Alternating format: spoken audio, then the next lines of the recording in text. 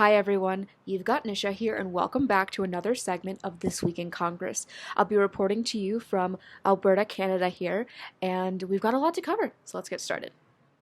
So first, we have a lot happening in the Senate with respect to Saudi Arabia. The Senate just passed resolutions 27 through 35. That is a ton of resolutions to pass and block. Disapproving of proposed export to the Kingdom of Saudi Arabia of certain defense articles and services. The idea here is that the Senate is not approving of U.S. support of Saudi Arabia. Now, this is interesting because it comes at a time where President Trump has gotten a lot of criticism for prioritizing the arms deal over the Khashoggi investigation. And as you might recall, Khashoggi was a journalist that was killed in Saudi Arabia.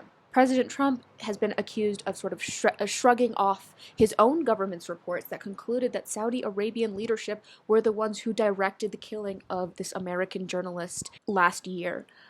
The drama is that President Trump is stressing that the Middle Eastern kingdom is a very valuable ally to the U.S. So some have said that he's been sort of brushing the issue under the rug. Well, not the Senate. The Senate's coming back with these joint resolutions, which again disapprove of proposed export to the Kingdom of Saudi Arabia of certain defense articles and services, again disapproving of this arms deal in the context of all of this Saudi Arabia really drama that has been surrounding President Trump for the last several months. For a little bit more context, President Trump said during an interview with Meet the Press that that's all I care about. Look, Saudi Arabia is buying $400 billion worth of things for us. That's a very good thing. And therein lies his support, generally, for maintaining the relationship with Saudi Arabia. However, experts seem to say that Trump's claim that Saudi Arabia has invested hundreds of billions of dollars in U.S. goods doesn't actually have a basis in reality. They say that the Saudis did sign a letter of offer and acceptance for $14.5 billion worth of purchases as of October 2018, but that's only $14.5 billion, and President Trump said $400 billion. We're not really sure. There hasn't been a comment or a way to track what's happening with that other $385.5 billion, or even if it's there at all.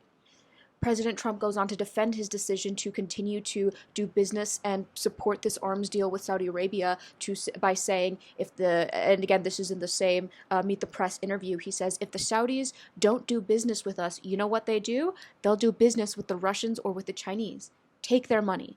Take their money, Chuck. So, to summarize the issues here, on one hand, President Trump very much views the Saudis as an important business partner, right? There's a lot of money supposedly coming in from this relationship. On the other hand, we have the Senate, who says we can't let Saudi Arabia get away with killing one of our journalists. That's not okay sanctioned behavior. So the Senate's response to all of this Saudi news happening that's been following President Trump is passing these joint resolutions, and that's what's happening in Congress. Okay, so let's keep moving. Senate Democrats have produced legislation that would prohibit any military action against Iran, which is, again, the Senate taking a rather strong position, contrary to where the White House seems to be leaning right now.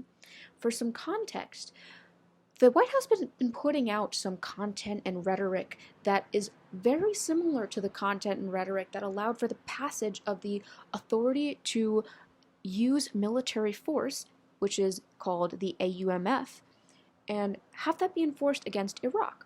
Now, that happened under the Bush administration. That was when the AUMF was initially passed by Congress.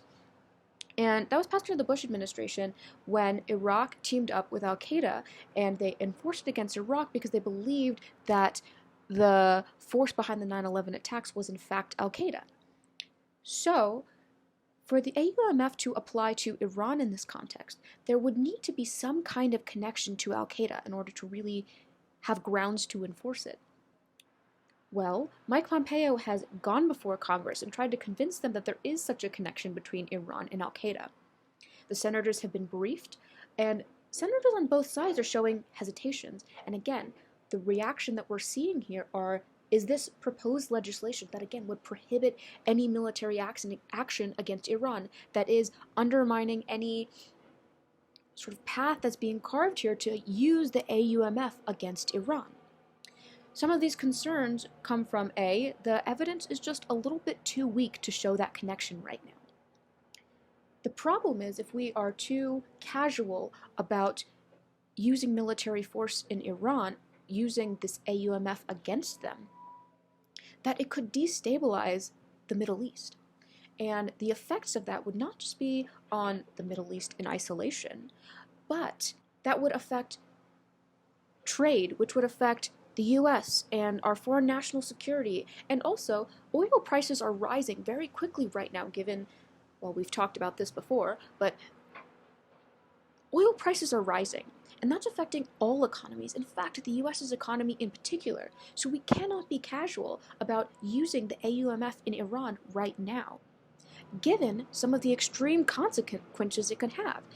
The Senate seems to be quite aware of that and has asked the Senate Majority Leader Mitch McConnell to allow this bill, which would prohibit military action against Iran right now, to allow this bill onto the floor for vote next week. And so we will be coming back to you with updates on that very issue. Okay, so moving away from sort of these military defense stories, let's move on to reparations. The House began hearings on creating an organization that would look into the U.S. making reparations to African Americans based on the gruesome history of slavery's impact on that community and the continuing discrimination and murder it suffered under the Jim Crow laws.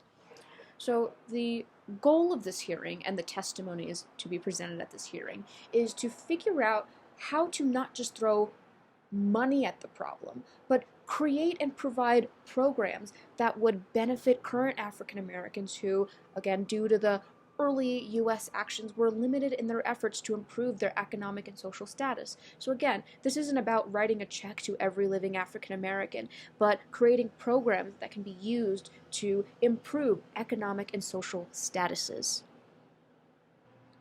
So those are your top 3 stories of what's going on in Congress right now, and I hope you enjoyed. Thank you for watching. Like and subscribe to our YouTube, and please feel free to check out our page. We love to receive comments from you guys, so please keep writing to us, and I look forward to talking to you all again soon. This is Benisha with Daily Clout, and I will be signing off now. Have a wonderful rest of your week. Bye now.